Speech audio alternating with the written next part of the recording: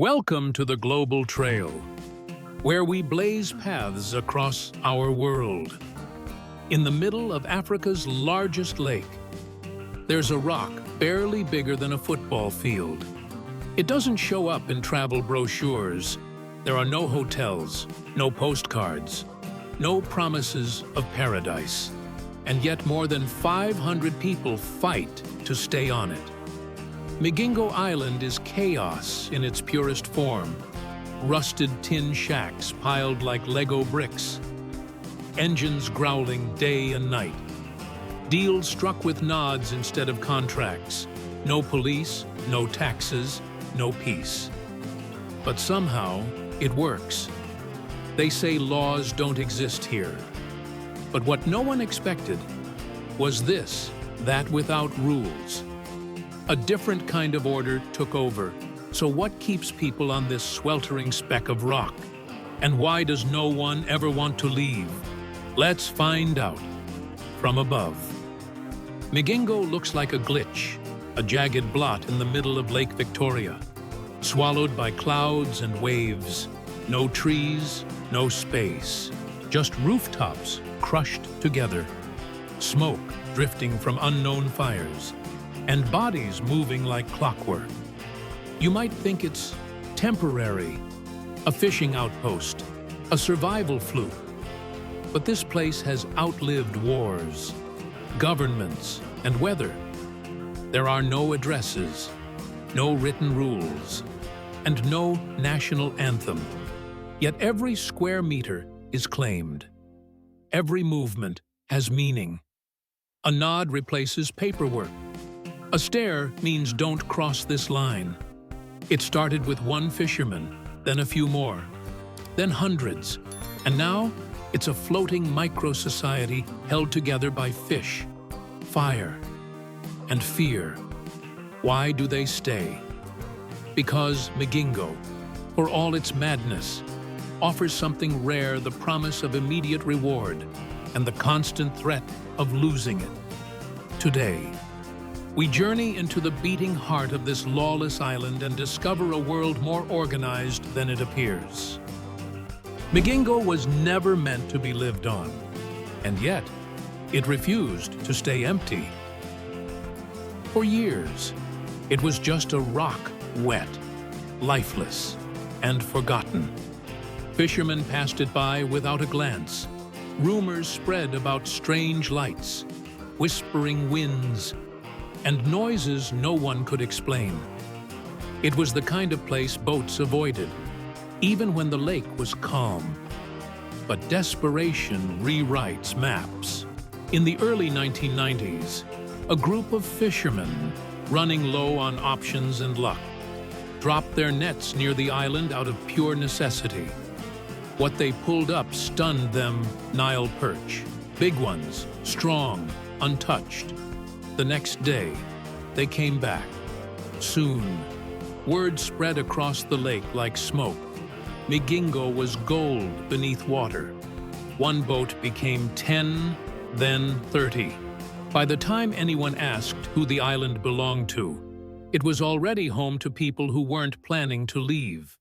There were no buildings, so they cooked on tin cans, slept on damp nets, tied tarps between rocks. They claimed corners with wet backpacks and marked space with sticks. Language didn't matter. Fish was the common currency. Shelters popped up, nailed together with rust and hope. Boats circled the island like a floating fence.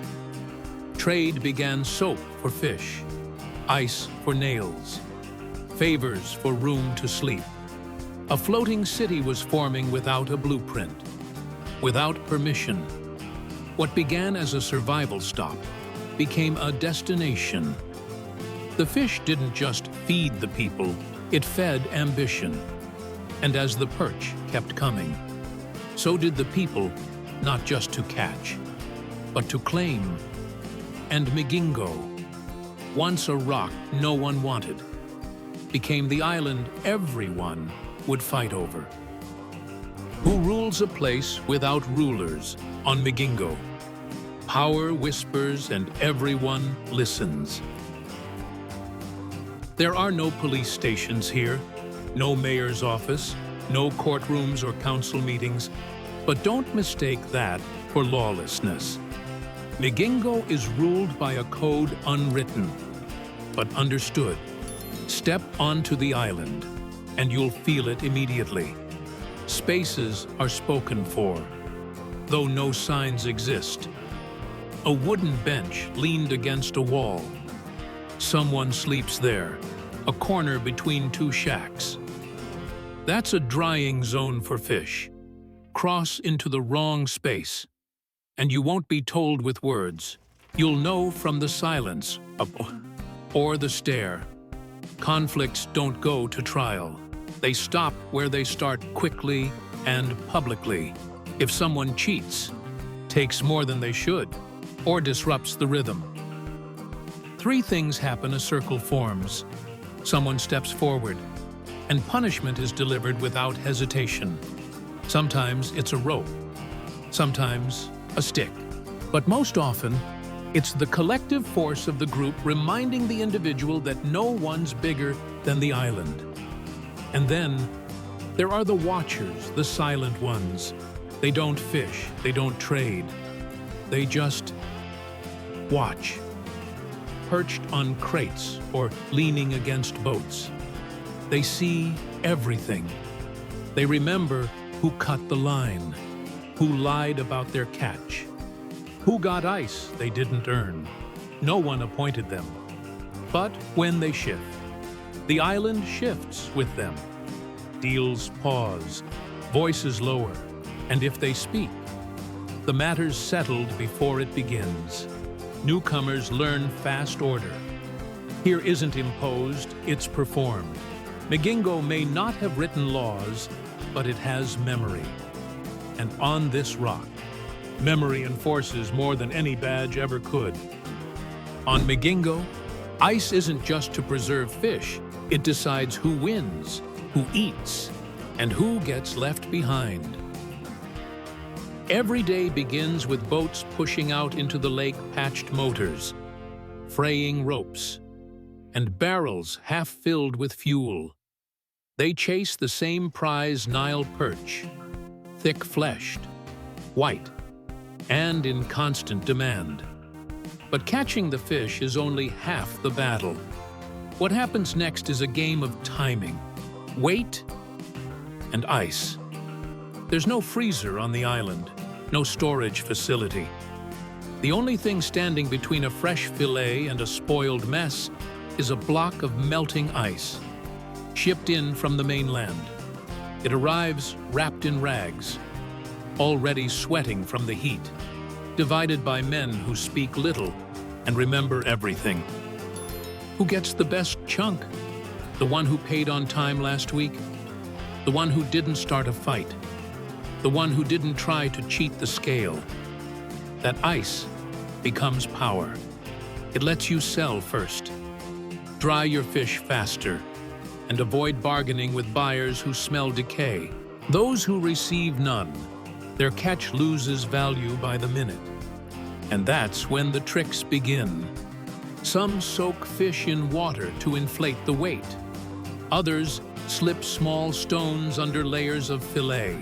The cleverest use fake bottom buckets, ice stained with yesterday's melt to pass off older cuts as fresh.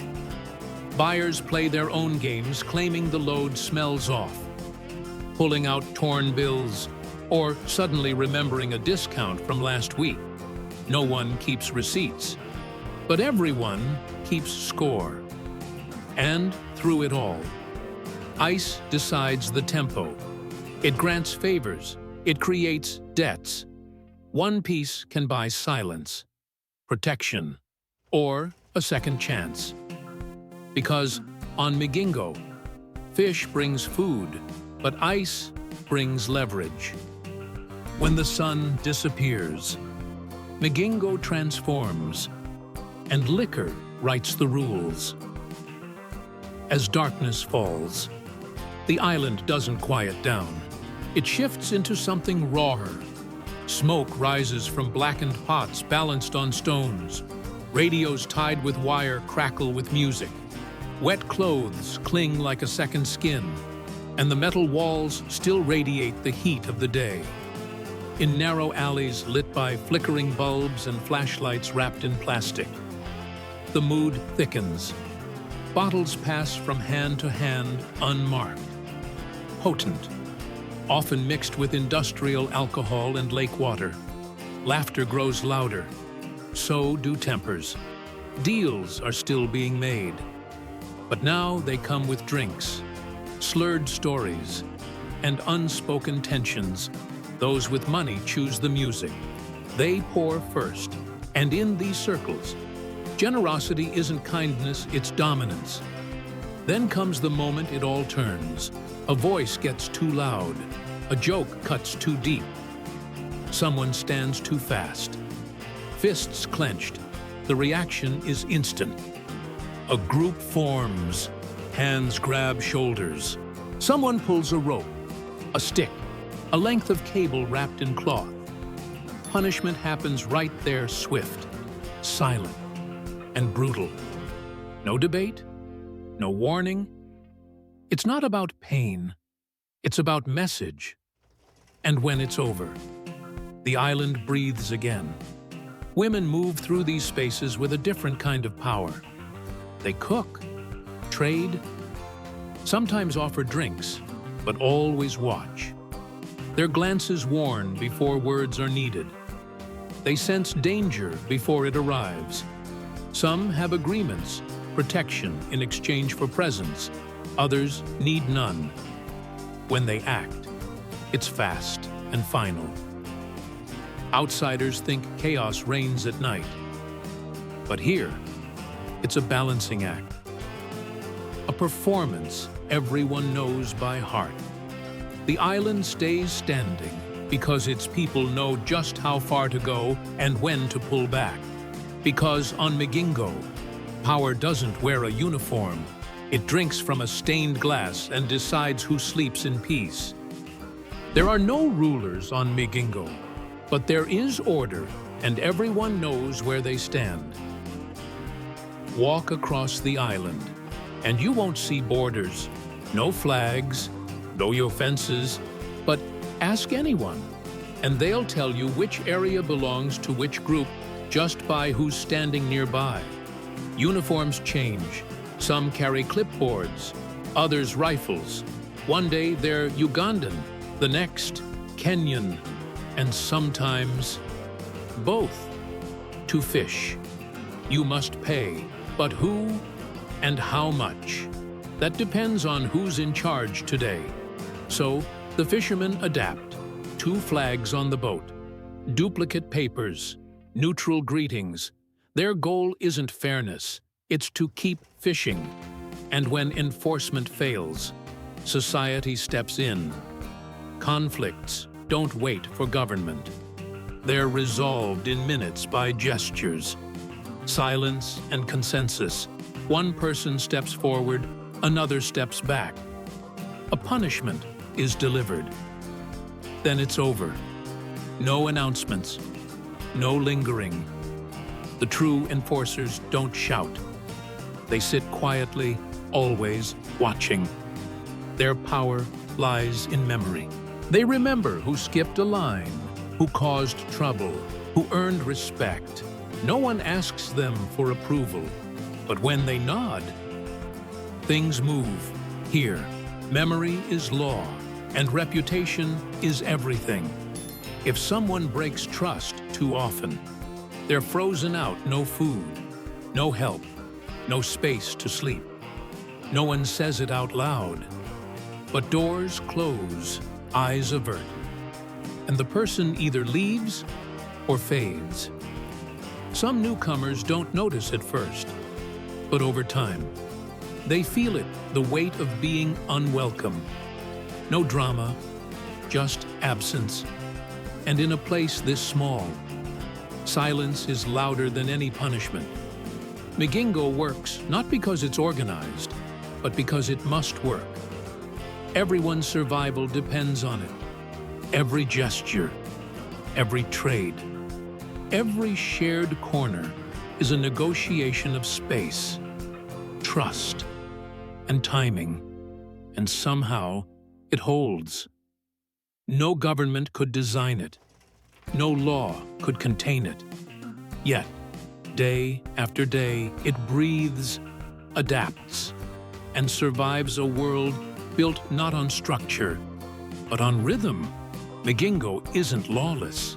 It's just ruled by something harder to see and far more powerful. Migingo shouldn't work.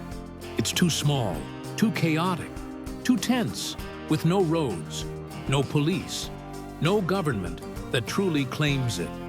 This rock should have collapsed under the weight of its own disorder, but it hasn't.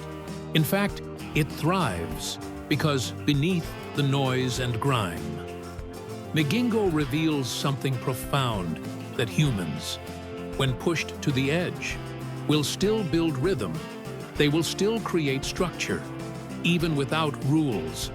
They will enforce order without leaders, negotiate peace without treaties, and hold each other accountable without ever writing it down. Here, memory is more powerful than paper. Presence speaks louder than policy, and survival forces cooperation even when no one agrees who owns the land. Migingo is more than a rock. It's a living blueprint of what society becomes when stripped to its bones. Raw, resilient, ruthless, but undeniably functional. And maybe, just maybe, it shows us something uncomfortable. That what we call civilization isn't always about rules, but about what people agree to remember. Thanks for journeying with the Global Trail. If Migingo challenged the way you think about order and chaos, you're not alone. Now, we want to hear from you. Would you blaze this trail with us? Type adventure in the comments. Or tell us, where should the Global Trail head next? Drop your dream destination below. The more unexpected, the better. And if you don't want to miss what lies beyond the next trail, you know what to do. Subscribe. Join the Trailblazers, because we're just getting started.